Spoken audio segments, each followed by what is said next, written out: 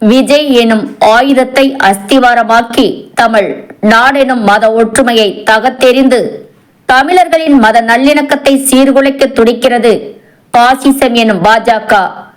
திரு தளபதி விஜய் அவர்களே, நடிகராக உங்களுக்கு அனைத்து கட்சி ரசிகர்கள் இருந்தாலும் அரசியல் எனும் கொள்கை வரும்போது ரசிகர்கள் தொண்டர்களாக மாட்டார்கள்.